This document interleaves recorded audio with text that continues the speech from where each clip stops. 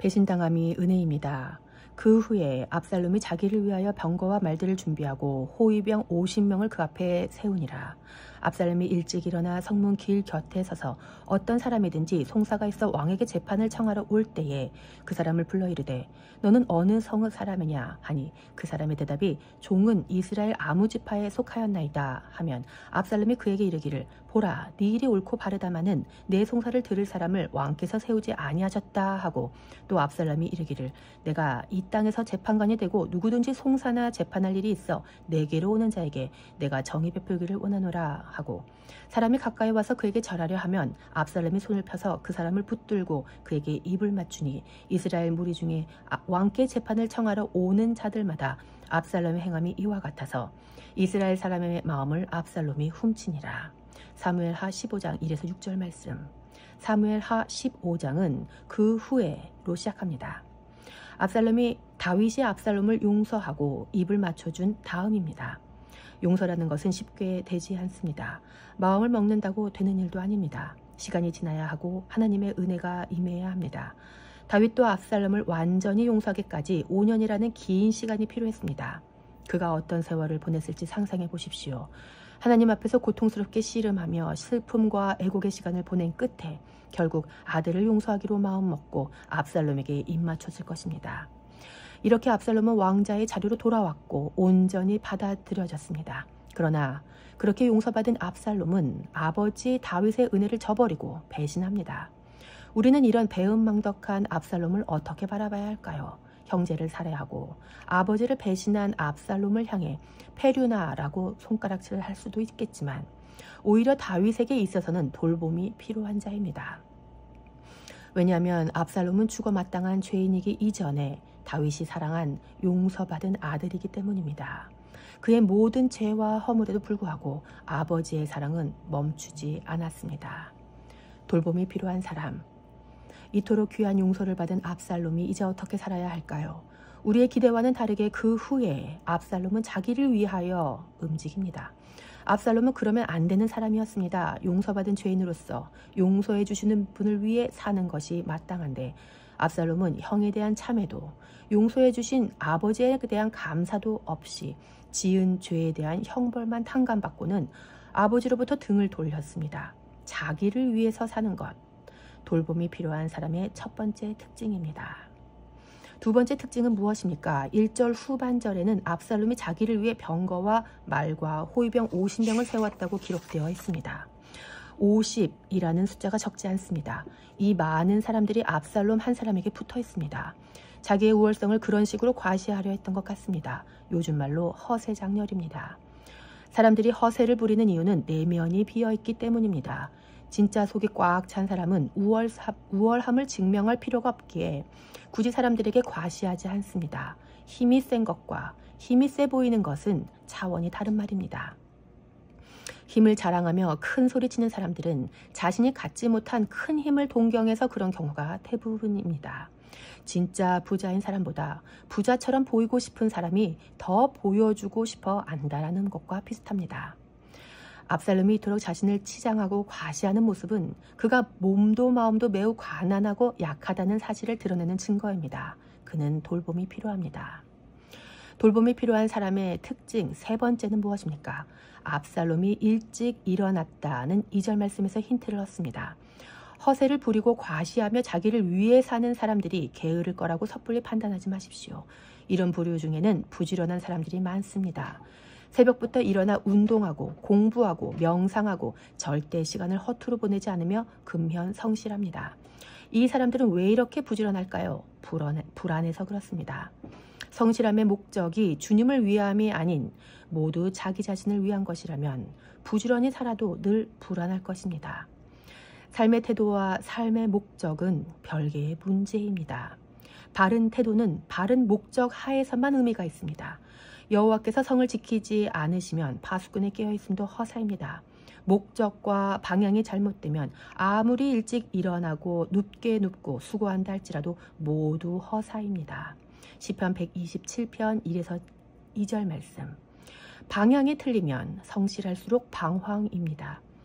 압살롬은 편히 잠을 잘 수가 없었을 것입니다.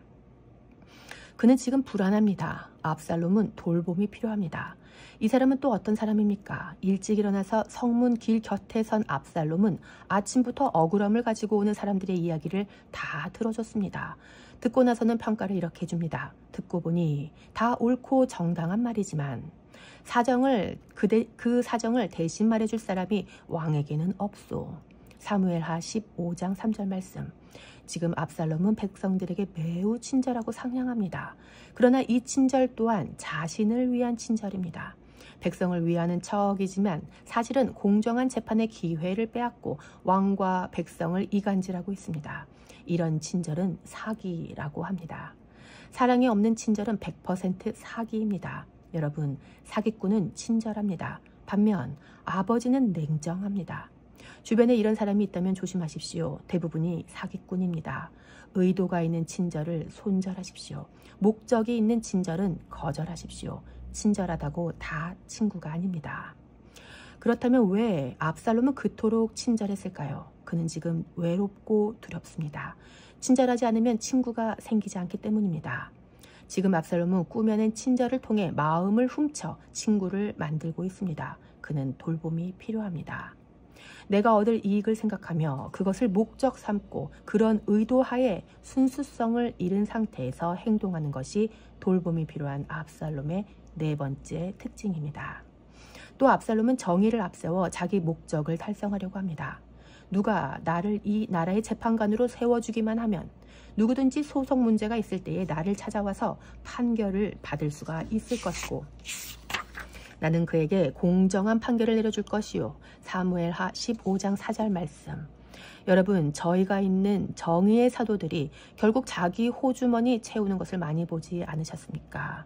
제 아무리 정의의 사도라 할지라도 그 밑바닥에 다른 꿍꿍이가 있다면 그저 사기꾼에 불과합니다. 자신의 목적을 달성하기 위해 가면을 쓰고 다가오는 이런 사람들을 분별하시기를 바랍니다. 압살롬은 자기의라는 저의를 품은 자칭 정의의 사도였습니다. 그가 왜 이렇게 정의를 강조할까요?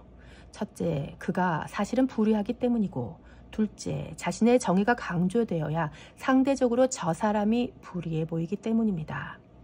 정의를 외치는 압살롬의 저희가 매우 불순합니다. 그는 지금 정의를 빌미로 자기 의를 이루려 하고 있는 것입니다. 자기 의와 불의로 가득 찬 압살롬은 지금 돌봄이 많이 필요합니다. 이것이 돌봄이 필요한 사람의 다섯 번째 특징입니다. 돌봄이 필요한 압살롬의 여섯 번째 특징은 꾸며진 연극 같은 삶을 산다는 것입니다. 그는 자연스럽지가 않습니다. 그의 행동은 과장되고 또 모든 것이 연출되었습니다. 그 결과 그는 사람의 마음을 훔쳤습니다. 6절 말씀. 압살롬의 친절한 말에 속아 넘어간 백성이 절을 하려 하니까 아이고 이러면 안 됩니다 라면서 무릎 꿇고 그 사람을 일으켜 세워서 오히려 입을 맞춥니다. 5절 말씀. 투머치입니다. 연기입니다. 필요 이상으로 연출한 과한 행동입니다.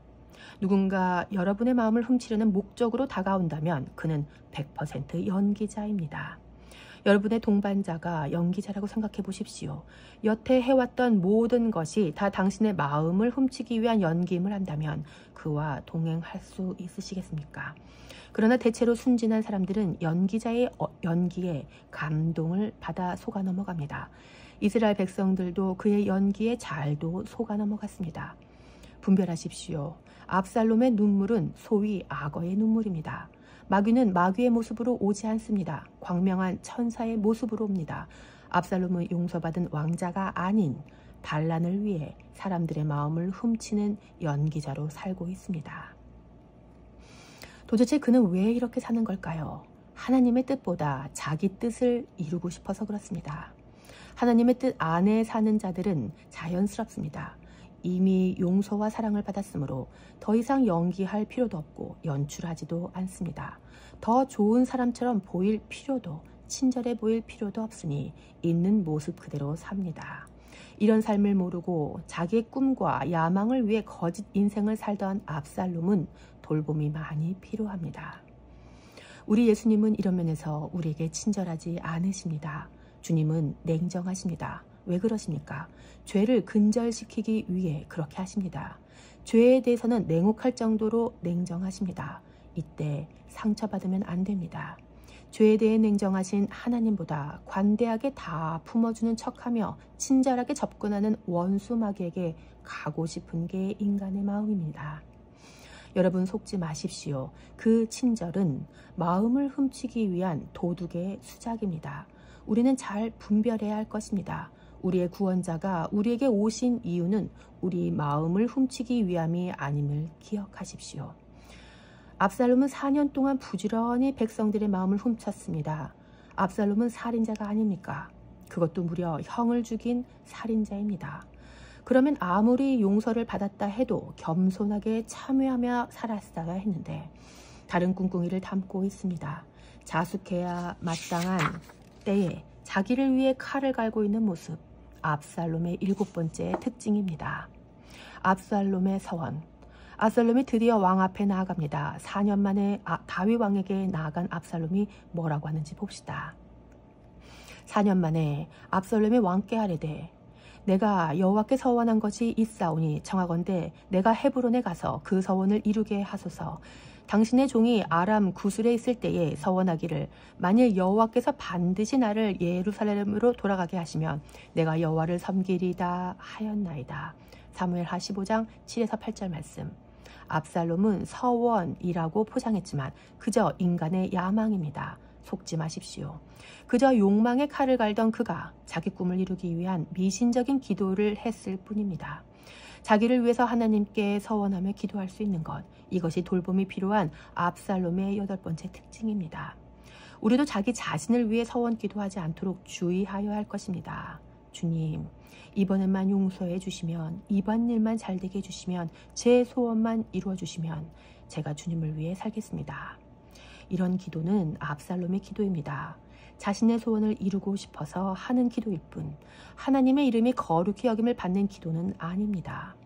이렇게 해주시면 다음에 저렇게 하겠다고 기도하지 마시고 여호와를 위한 일이라면 아무 조건 없이 지금 당장 하십시오.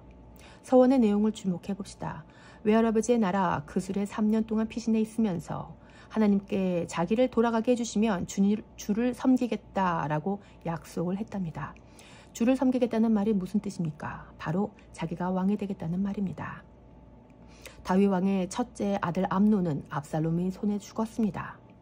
둘째는 어렸을 때 죽었을 거라고 학자들이 추측합니다. 그래서 셋째 압살롬이 맏아들이 되어 있는 상황입니다. 구술 땅으로 피신하던 그때에 이미 맏이었었습니다. 그러니 그 3년 동안 외할아버지로부터 대를 이어 왕이 되리라는 이야기를 들었으리라고 짐작할 수 있습니다. 압살롬, 대를 이을 사람은 너뿐이다. 네가 왕이 돼야 하지 않겠니? 그래, 왕이 될 사람은 나뿐이야. 내가 다시 돌아가면 이스라엘을 재건해보리라. 여기서 돌봄이 필요한 이 사람, 압살롬의 9번째 특징이 있습니다. 바로 자기의 야망을 위해 하나님을 이용하는 것입니다. 그는 자기가 왕이 되려고 마음 먹어놓고는 여호와를 섬긴다는 말로 포장하고 있습니다. 그는 정직하지 않습니다. 솔직하지 않습니다. 거짓됩니다. 그냥 다른 이유를 대지 않고 왕이 되고 싶다라고 솔직히 말했더라면 인간미는 있어 보였을 것 같습니다. 그러나 지금은 인간미도 없고 거짓된 욕심에 가득 차서 그저 징그러울 뿐입니다. 그는 돌봄이 필요합니다. 아버지 다윗 왕의 허락을 받은 압살롬은 이제 헤브론으로 갑니다. 그러고는 거기서 자기가 왕이 되었다고 선포합니다. 10절 말씀입니다. 이에 압살롬이 정탐을 이스라엘 모든 지파 가운데에 두루 보내 이르기를 너희는 나팔 소리를 듣거든 곧 말하기를 압살롬이 헤브론에서 왕이 되었다 하라 하니라. 사무엘하 15장 10절 말씀. 되었다와 되고 싶다는 다릅니다. 지금 압살롬은 되었다라고 선포할 때가 아니라 그저 되고 싶다에 머물러 있어야 했습니다. 일이 이루어지기 전에 되었다라고 선포하는 것은 창조주만 하실 수 있는 일입니다. 창조주의 소원, 전능자의 소원은 곧 성취입니다. 무능한 인간에게는 소원이 있고 결심을 한다고 해서 반드시 이루어지는 보장이 없습니다. 그런데도 압살롬은 그냥 되었다라고 선포해버렸습니다. 되고 싶다와 되었다를 착각하며 과대망상에 빠져있는 이 상태가 압살롬의 10번째 특징입니다. 그냥 되면 안 됩니다. 되고 싶다와 되었다 사이에는 정말 자기를 부인하는 인고의 시간이 필요합니다. 바람과 이룸을 분별하시기를 바랍니다. 그런데 하나님은 어떠하십니까? 하나님은 인간과는 반대로 너는 이미 성도가 되었다라고 선포하시고 우리로 하여금 진짜 성도다운 성도가 되고 싶다라고 갈망하며 살게 하십니다. 하나님은 참으로 사람과는 다르십니다. 천지 차이입니다. 그런데 지금 압살롬을 보십시오. 그는 하나님처럼 하고 있습니다. 짐이 곧 굿가다. 내 말이 곧 법이다. 그는 왕을 넘어 신이 되었습니다. 그는 돌봄이 많이 필요한 자입니다. 그때 곧 압살롬이 헤브론에서 자기가 왕이 되었다라고 선포하던 때에 그 자리에는 아무것도 모르고 초청받은 사람들도 있었습니다. 11절 말씀입니다. 그때 청함을 받은 200명이 압살롬과 함께 예루살렘으로부터 헤브론으로 내려갔으니 그들은 압살롬이 꾸민 이 모든 일을 알지 못하고 그저 따라가기만 한 사람들이라. 사무엘하 15장 11절 말씀. 200명이 초청되었답니다. 이들은 압살롬의 꿍꿍이를 전혀 몰랐습니다. 압살롬은 이들을 자기 꾀로 속여서 자기 사람으로 만들어버렸습니다. 목적 달성을 위해 사람을 수단화하고 도구화하고 있습니다. 덴마크 알보그 대학의 스벤 브링크만에 따르면 도구화란 목적보다 수단을 중시함으로써 수단이 목적으로 변절되는 현상입니다. 성도는 사랑하기 위해 사람을 만납니다. 이용하기 위해 만나지 않습니다. 사랑이 목적입니다. 사랑은 자기로부터 벗어나 나와는 완전히 다른 존재에게 관심을 갖는 것입니다. 그러므로 사랑은 자기를 잇는 것, 그러므로서 다른 누군가에게 자기 자신을 내주는 일입니다. 사랑은 무례히 행하지 않고 자기의 유익을 구하지 않습니다. 고린도전서 13장 5절 말씀. 그런데 지금 압살롬에게는 온통 자기뿐입니다. 사람을 초청하는 이유도 그들을 만나는 이유도 모두 다 자기 소원 성취를 위해 도구화하고 있는 것입니다. 이것이 돌봄이 필요한 압살롬의 11번째 특징입니다. 이 사람 정말 돌봄이 필요한 사람입니다. 제사 드릴 때에 압살롬이 사람을 보내 다윗의 모사 길로 사람 아히도벨을 그의 성읍 길로에서 청하여 온지라. 반역하는 일이 커가매 압살롬에게로 돌아오는 백성이 많아지니라. 사무엘하 15장 12절 말씀. 끝으로 압살롬이 한 사람을 더 초청합니다. 그 사람의 이름이 아히도벨입니다. 이 사람은 다윗의 모사, 다윗의 지략가, 다윗의 사람입니다. 그런데 그 사람이 압살롬의 편에 서다니 어떻게 된 일입니까? 아히도벨은 밧세바의 할아버지로 알려져 있습니다. 그러니 밧세바 사건 이후 다윗과의 관계가 안 좋아졌을 것입니다. 이건 압살롬이 알고는 적의 적을 친구로 만들어 버립니다. 적의 적을 나의 친구로 만들면 적을 완전히 압도할 수 있기 때문입니다. 그 결과 반역하는 일이 커져서 돌아오는 백성이 많아졌습니다. 돌아오는 백성이 많아지는 게 좋은 게 절대 아닙니다. 왜 그런가 하니 반역에 가담하고 있기 때문입니다. 예배당에 사람들이 많이 돌아오는 것보다 반역하지 않는 것이 더 중요합니다. 하나님을 대적하면서 나를 위해서 사람들을 많이 모은다면 그건 사역이 아니라 반역입니다. 맞습니까? 이런 지도자, 이런 배우자, 이런 목회자, 이런 사람들을 조심하십시오. 그들은 돌봄이 필요한 사람이라는 걸 분별하시고 그들의 편에 들지 않도록 주의하십시오. 그러나 그들을 저주하거나 정죄하지 마시고 축복하며 기도해 주십시오. 돌봄이 아주 많이 필요한 자들이니까요. 배신당한 다윗. 이쯤에서 궁금해집니다. 다윗은 왜 이런 배신을 무력하게 당하기만 합니까? 4년 동안 압살롬이 백성의 마음을 훔친다는 소식을 분명 들었을 것입니다. 다윗의 군사력은 여전히 강했기에 반격할 수도 있었습니다. 전쟁에 능한 용병 600명이 다윗을 호위하고 있었단 말입니다. 그런데도 그냥 배신을 당한 이유가 무엇입니까? 이유는 단 하나입니다. 다윗은 배신하지 않기 위해 배신당하기를 선택한 것입니다. 자신도 간음하고 살인했지만 하나님께 용서받고 용납받았으니 아들을 용납함이 마땅하다고 결정한 것입니다. 그리고 그 아들의 그 어떠함과 상관없이 끝까지 품에 품었습니다. 내 아들 압살롬아, 네가 날 배신할지언정 나는 너를 배신하지 않고 하나님을 배신하지 않을 거란다. 결국 다윗은 자기를 대적하는 아들을 치지 않고 그냥 도망가 버립니다. 다윗은 혈과 육으로 싸우지 않고 모든 것을 하나님께 내어드렸습니다. 자신은 이미 용서했고 주사위는 아들에게 건넸으니 판단은 하나님께 맡기고 그냥 가는 겁니다. 이것이 그리스도인의 삶입니다. 상대가 나에게 어떻게 하든 그저 그리스도인은 맡은 바 역할을 다하며 살아가는 것입니다.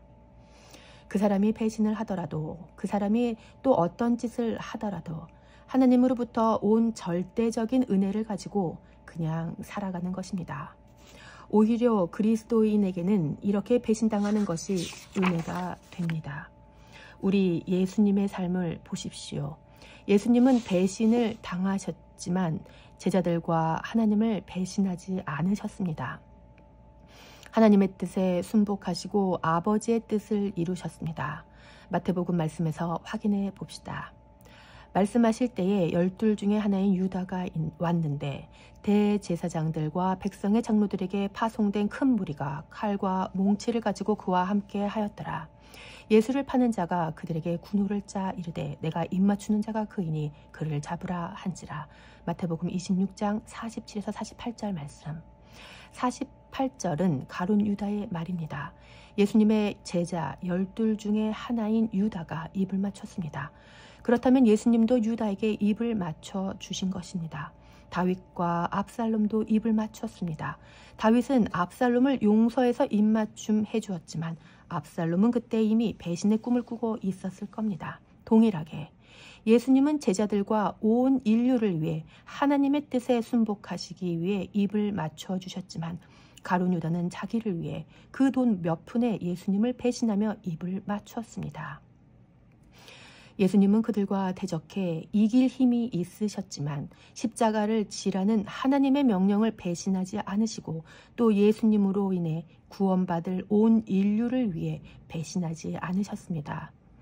그분이 배신당해 팔리시고 십자가를 지셨기 때문에 오늘 우리가 감히 꿈도 꾸지 못할 은혜를 받아 이 자리에 있을 수 있습니다. 이렇게 다윗은 전쟁으로 맞서지 않고 도망합니다. 그런데 이를 통해 다윗은 사람을 얻습니다. 이방인인 그렛 사람, 블렛 사람, 가드 사람입니다. 그중 대표자가 가드 사람 이때입니다. 19절 말씀 보십시오. 그때에 왕이 가드 사람 이때에게 이르되 어찌하여 너도 우리와 함께 가느냐. 너는 쫓겨난 나그네이니 돌아가서 왕과 함께 네 곳에 있으라. 너는 어제 왔고 나는 정처 없이 가니 오늘 어찌 너를 우리와 함께 떠돌아다니게 하리요. 너도 돌아가고 네 동포들도 데려가라. 은혜와 진리가 너와 함께 있기를 원하노라 하니라. 사무엘하 15장 19에서 20절 말씀. 돌아가라 이때 나는 나그네야. 나는 배신당해서 이제 능력도 없는 노인네야. 내가 축복할 테니 이제 너는 돌아가라. 이때라는 이름은 함께라는 뜻입니다. 이 이방인 가드 사람 이때 함께 with가 다윗의 말에도 그를 떠나지 않고 이렇게 고백합니다. 이때가 왕께 대답하여 이르되 여호와의 살아계심과 내 주 왕의 살아계심으로 맹세하옵나니 진실로 내 주 왕께서 어느 곳에 계시든지 사나 죽으나 종도 그곳에 있겠나이다 하니 사무엘하 15장 21절 말씀.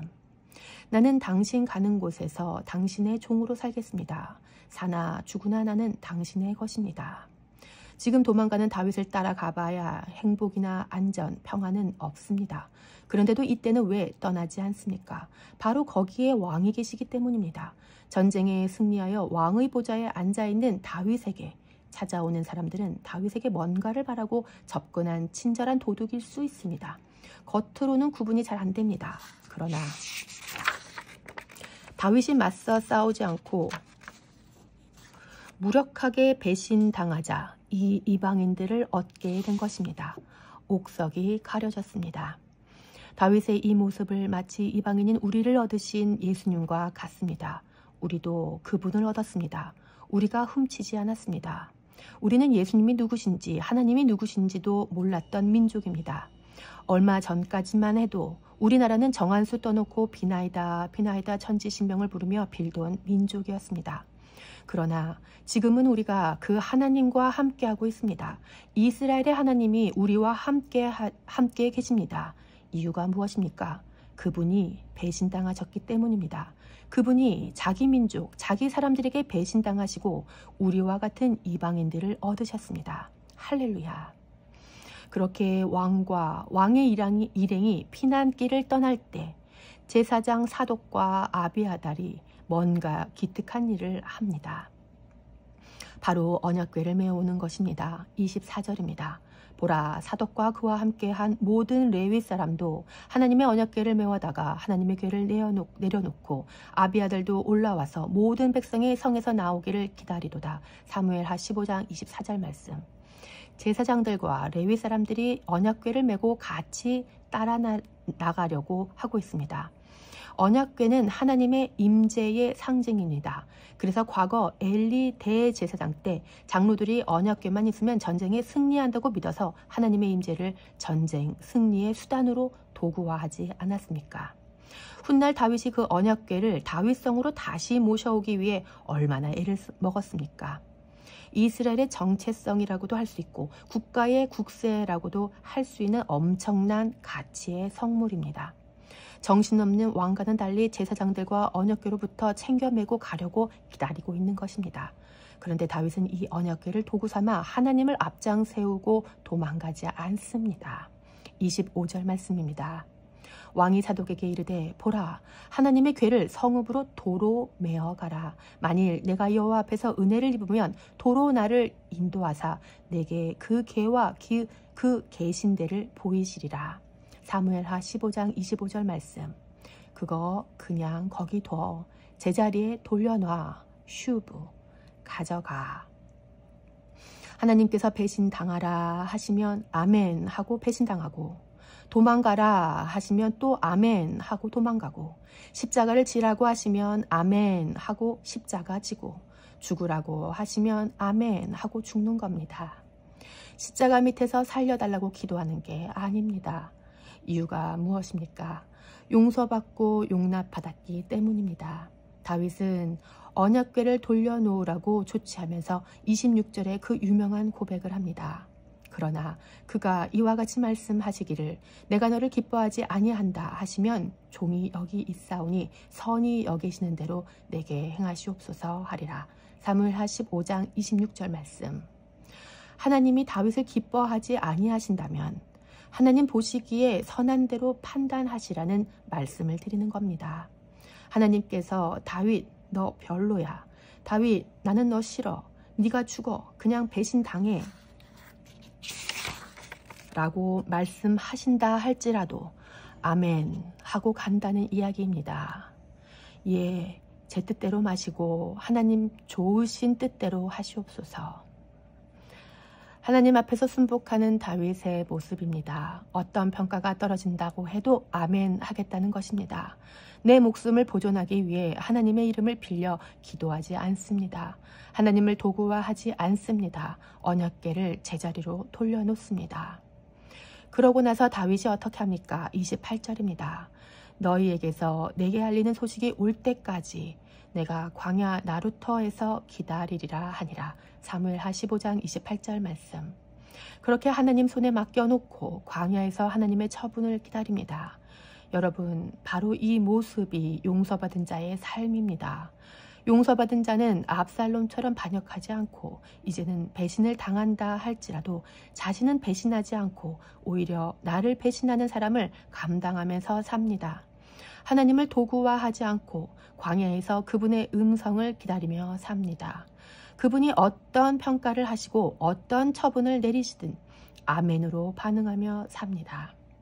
다윗이 감난산길로 올라갈 때에 그의 머리를 그가 가리고 맨발로 울며 가고 그와 함께 가는 모든 백성들도 각각 자기의 머리를 가리고 울며 올라가니라. 사무엘하 15장 30절 말씀. 다윗이 머리를 다 풀어 헤치고 울며 맨발로 감난산으로 올라갑니다. 이 감람산. 이로부터 1000년 뒤에 예수 그리스도께서 이 감람산에서 오셨습니다. 그리고 배신당하시고 십자가에 달리십니다. 유대인들은 다윗을 통해 이 예수님을 알아야 마땅합니다. 이 길에서 다윗은 이방인을 얻는 데서 그치지 않고 하나님까지 얻었습니다. 다윗이 만약 맞서 싸우려 했다면 언약궤를 가지고 전쟁에 나섰을 가능성이 큽니다. 인간이 하나님을 자기를 위한 존재라고 착각하면 반드시 그렇게 행동합니다. 아닙니다. 하나님이 우리를 위한 분이시고 우리가 하나님을 위한 존재하는 것입니다. 하나님을 도구화할 수 없습니다. 다만 우리가 하나님의 손에 들린 도구로 살 뿐입니다. 자기 백성 이스라엘에게 배신당하신 예수 그리스도께서도 이방인을 얻고 하나님을 얻으셨습니다. 그렇게 얻어진 우리 이방인들은 이제 믿고 기대합니다. 우리 주님은 마지막으로 자기를 배신한 그들을 얻게 되실 것입니다. 그 배신한 자들이 찌른 바 그를 알게 될 것입니다. 할렐루야. 그들이 그것을 알고 그분이 그들을 받아주실 것이라고 저는 믿습니다. 이것이 하나님의 지혜입니다. 배신당하신 예수님. 감난산의 예수님 이야기로 다시 가보겠습니다. 제자들과 유월절 만찬을 마치신 예수님은 감난산으로 나아가십니다. 그리고는 제자들이 배반할 것을 예고하십니다. 이때 제자들이 대답이 아주 가관입니다. 베드로가 대답하여 이르되 모두 주를 버릴지라도 나는 결코 버리지 않겠나이다. 예수께서 이르시되 내가 진실로 네게 이르노니 오늘 밤 닭 우기기 전에 네가 3번 나를 부인하리라. 베드로가 이르되 내가 주와 함께 죽을지언정 주를 부인하지 않겠나이다 하고 모든 제자도 그와 같이 말하니라. 마태복음 26장 33에서 35절 말씀. 예수님께서 너희들이 배반할 거야 라고 말씀하시는데 제자들은 아니라고 우깁니다. 이분들 너무 웃기지 않습니까? 예수님의 말씀을 안 듣고 자기들의 마음을 믿고 있으니 말입니다. 나는 네가 나를 배신할 것을 알고 있단다. 아닙니다. 저는 결단코 주님을 배신하지 않을 겁니다. 아니야, 넌 나를 배신할 거야. 그런데 내가 널 배신하지 않기로 결정했으니 안심하렴. 네가 날 배신하지 않겠다는 결심보다 너를 향한 나의 결정이 더욱 중요하단다. 그러곤 배신을 당하십니다. 어떻게 보면 배신하는 것은 죄인된 인간의 본능입니다. 그러나 예수님은 인간들을 배신하지 않고 품으시며 십자가를 지십니다. 그래서 베드로가 구원받습니다. 마치 예수님께서 이렇게 말씀하시는 것 같습니다. 너는 나를 배신하겠지만 나는 너를 배신하지 않을 거야. 그래서 너는 반드시 나의 결정을 통해 구원을 받게 될 거야. 그리고 겟세마네에서 이렇게 기도하십니다. 조금 나아가사 얼굴을 땅에 대시고 엎드려 기도하여 이르시되 내 아버지여 만일 할만하시거든 이 잔을 내게서 지나가게 하옵소서. 그러나 나의 원대로 맛이 없고 아버지의 원대로 하옵소서 하시고 마태복음 26장 39절 말씀. 예수님은 자기 뜻을 관철하지 않으셨습니다. 내 뜻을 이루려고 하나님께 기도하지 않으셨습니다. 하나님의 어떠함을 훔치기 위해서가 아니라 아버지의 뜻이 이루어지기 위해서 기도하셨습니다. 배신감을 해결하기 위한 기도가 아닌 배신당하라는 사명을 완수하기 위해 기도하셨단 말입니다. 여러분, 그리스도인들의 기도가 이래야 된다고 믿습니다. 쉽게 아멘하지 못하는 정직하신 여러분을 축복합니다. 정말 배신당해 보면 심장이 떨리고 손이 떨립니다. 그런데 하나님께서 이걸 원하십니다. 네가 배신당하더라도 너는 개를 품기를 원한다. 자기를 부인하고 십자가 지고 개를 품어주렴. 정말 이러기 싫습니다. 그렇지만 그것이 용서받은 그리스도인들의 삶입니다. 은혜받은 그리스도인들의 삶입니다. 예수님은 다 알고 계셨습니다. 그리고 가룟유다의 입맞춤을 받아주셨습니다. 이때 베드로로 추정되는 인물이 칼을 빼어 대제사장의 종을 쳐서 귀를 떨어뜨립니다. 요한복음 18장 10절 말씀. 전쟁이 시작될 수 있는 순간입니다. 우리 주님은 하나님께 기도해서 12군단 더 되는 천군 더 되는 천사를 받아 전쟁할 수 있는 분이셨지만 마태복음 26장 53절 말씀 그러지 않으셨습니다. 이유가 무엇입니까? 바로 성경을 이루기 위함입니다. 마태복음 26장 54절 말씀. 성경이 이루어져야 사람을 얻고 하나님을 얻습니다. 그래서 예수님은 온 열방과 이스라엘을 얻고 우리와 함께 하시는 하나님이 되셨습니다. 예수님은 홀로 배신을 다 감당하시고 아버지의 뜻을 이루셨습니다. 배신당함이 은혜가 맞습니까? 우리가 예수님의 배신당함으로 용서받고 은혜를 받았다면 예, 맞습니다 라고 고백해야 할 것입니다. 그리고 이제는 다음 차례가 우리임을 직감하실 겁니다. 예수님께서 이제 그 일을 우리도 도전해 보라고 하십니다. 그 영광스러운 삶을 같이 살아가자고 말입니다. 나의 교회여, 나의 제자들이여, 세상이 너희를 배신할 거란다. 어쩌면 네가 가장 사랑하는 사람, 어쩜 가장 가까이에서 너를 챙겨주고 친절하게 대하던 그 사람이 너를 배신할 수도 있단다. 그런데 그때 너희는 배신하지 말고 그들의 배신을 감당하렴. 아들아, 딸아, 그래서 나와 연합됨을 경험하고 성경이 이루어지는 것을 내 삶에서도 누려보렴. 여러분, 주님의 도전을 아멘으로 받으시기를 축복합니다. 하나님 나라가 이 땅 가운데 이루어지기를 소망하며 기도하고 계십니까?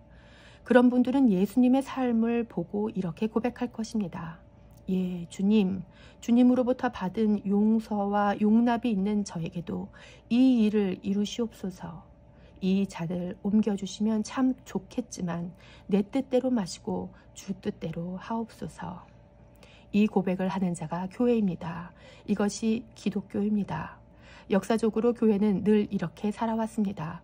다윗의 자손으로 이 땅에 오신 예수 그리스도께서 피눈물을 흘리며 기도하시고 가룟 유다뿐 아니라 모든 제자들에게 배신을 당하시고 하나님 아버지마저도 침묵하시는 가운데 십자가에서 죽임당하셨습니다.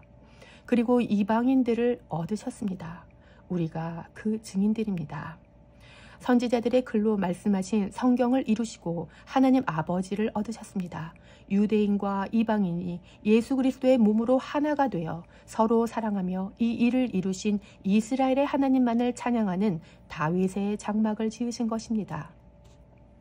이러므로 하나님이 그를 지극히 높여 모든 이름 위에 뛰어난 이름을 주사 하늘에 있는 자들과 땅에 있는 자들과 땅 아래에 있는 자들로 모든 무릎을 예수의 이름에 꿇게 하시고 모든 입으로 예수 그리스도를 주라 시인하여 하나님 아버지께 영광을 돌리게 하셨느니라. 빌립보서 2장 9에서 11절 말씀. 하나님께서는 예수님께 모든 이름 위에 뛰어난 이름을 주셨습니다. 예수님께서 받으신 이 이름은 하나님의 이름입니다. 그런데도 예수님은 겸손하게 하나님 우편에 앉아 계십니다. 우편에 아들로서 앉아 계신 그 주님이 이제 다시 오실 것입니다. 이제 우리가 그 시간 가운데 무엇을 하고 있어야 되겠습니까? 압살롬처럼 자신의 꿈과 야망을 위해 칼을 갈아야겠습니까? 친절함을 이용해서 사람들의 마음을 훔치면서 오직 나의 뜻을 이루기 위해 신앙생활을 하고 근면 성실하게 살아야 되겠습니까? 그럴 수 없을 것입니다. 용서를 받았다면 미리 각오합시다. 배신당할 그날에 예수님의 삶이 우리 안에 격발되기를 기대합시다. 배신당함을 오히려 영광으로 알고 우리가 주와 연합된 자임을 확인합시다. 우리 그런 교회로 살아갑시다. 그리고 그런 교회들이 더욱 세워질 수 있도록 기도합시다. 우리 주님이 기뻐하실 겁니다.